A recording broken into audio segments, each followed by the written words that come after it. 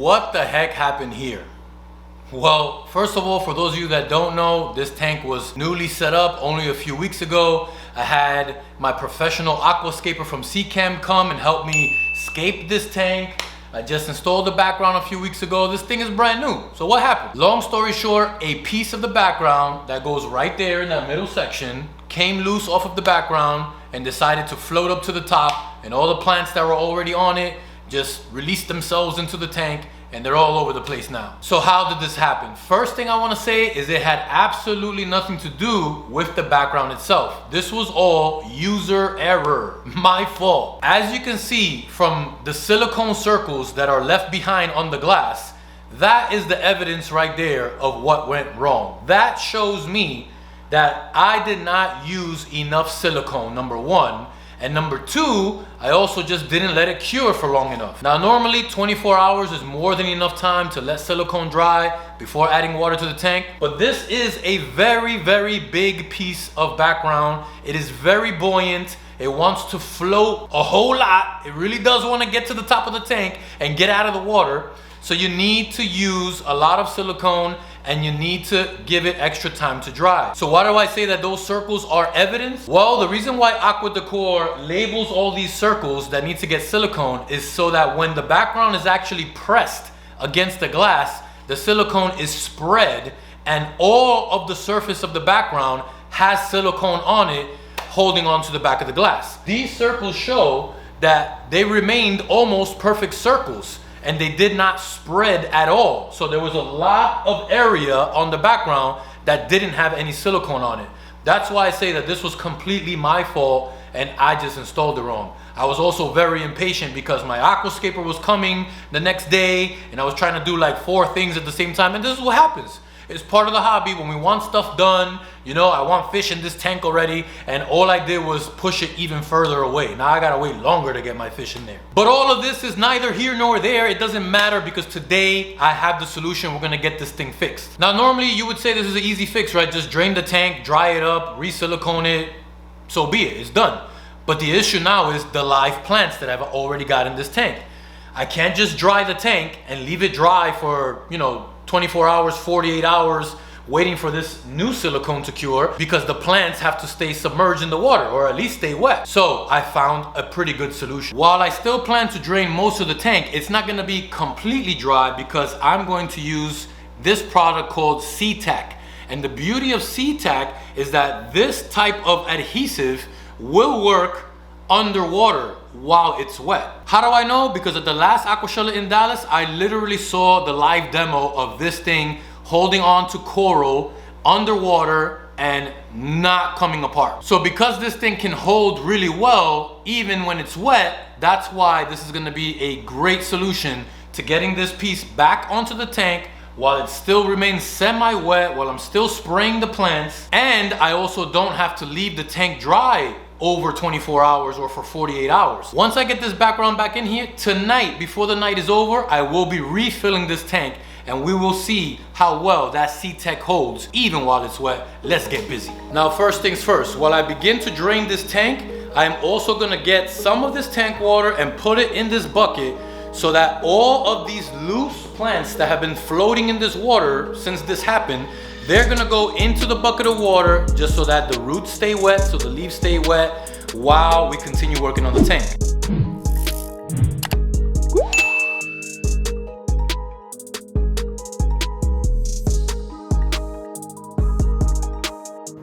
Yeah, that's a lot of plants, but they're all survivors, baby.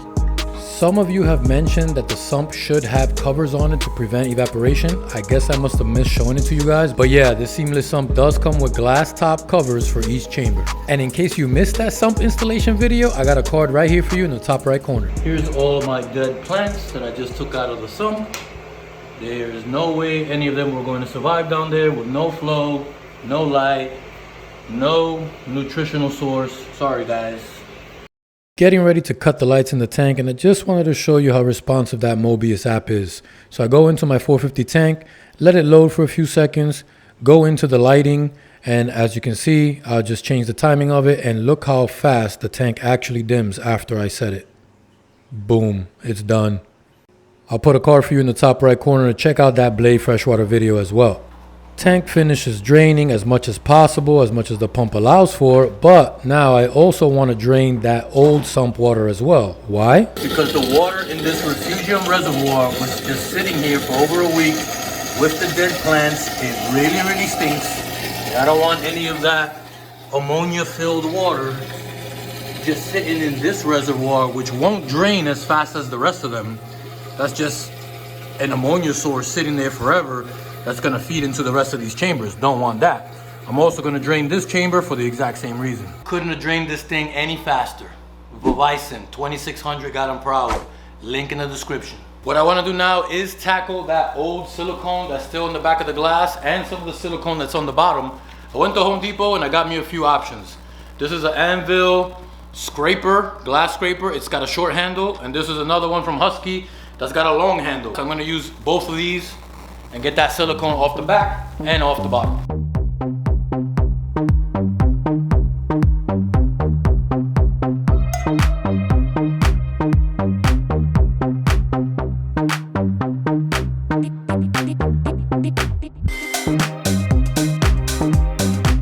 So if you notice, I was being very careful with the scraper not to scrape the actual silicone that's on the tank, keeping the glass together, right?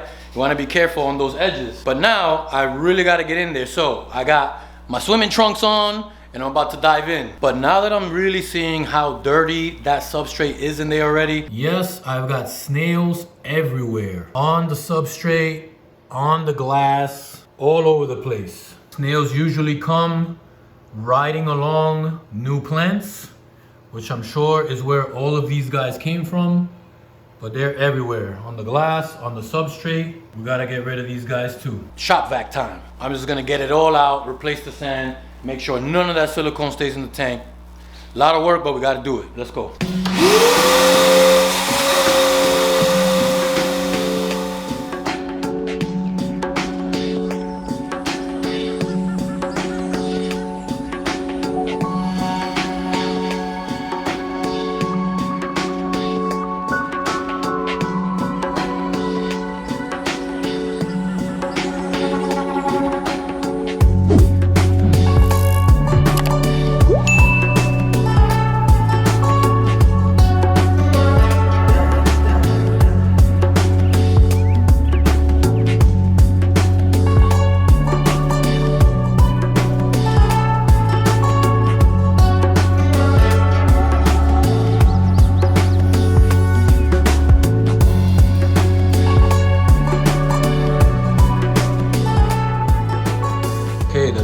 Is ready. We are prepped for reinstallation of the new background.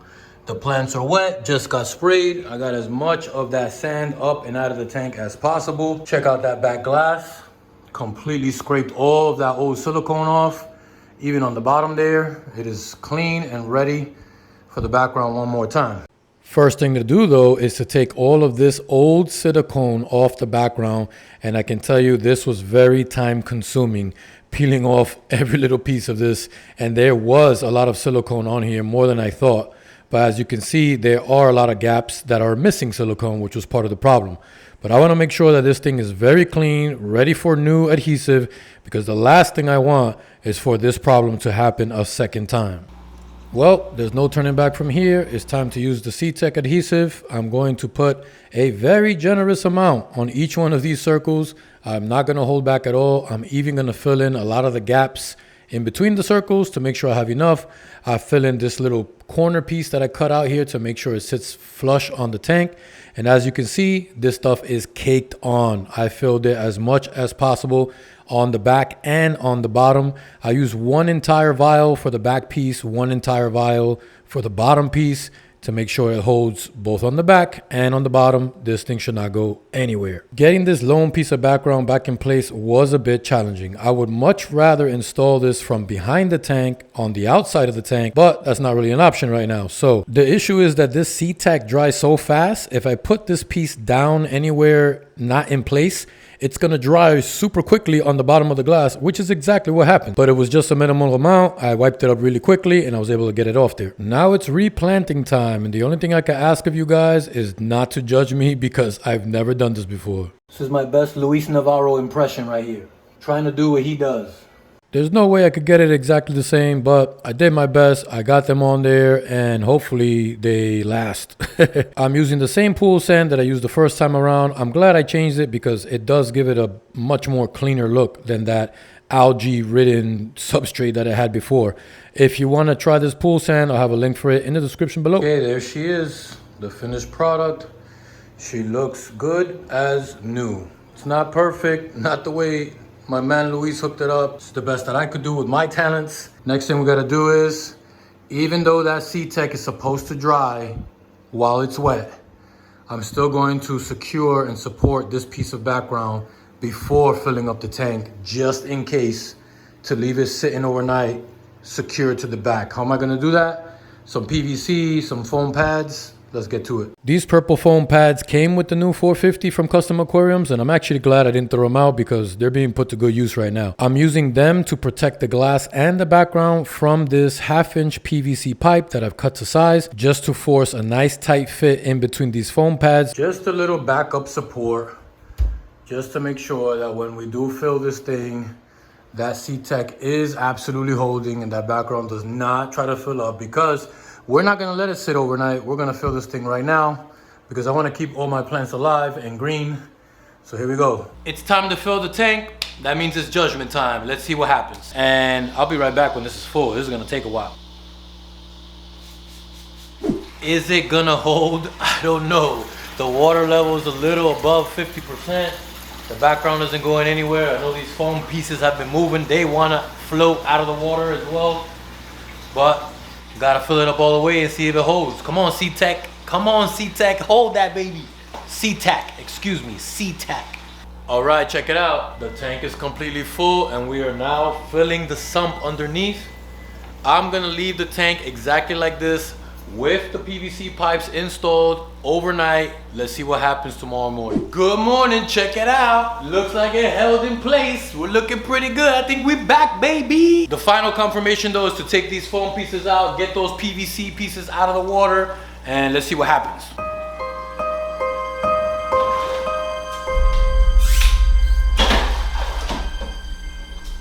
Rip some plants out.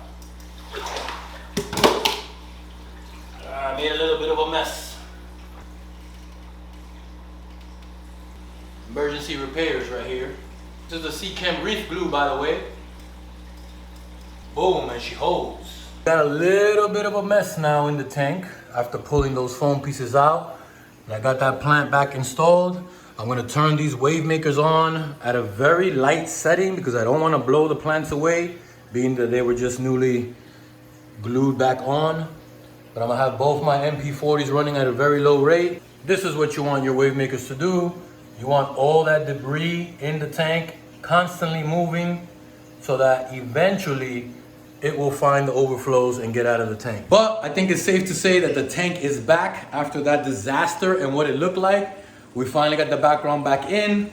The fish cave is looking back to normal now. I just cleaned up. If you happen to stumble on this disaster video first, I highly recommend you check out that video right there, which is the beginning of the brand new fish cave series. Check it out, you're gonna enjoy it. And if you wanted to see the fish going into this new 450, check that video out right there, if it's out. If not, stand by. Before you go, make sure you hit that thumbs up button and like the video.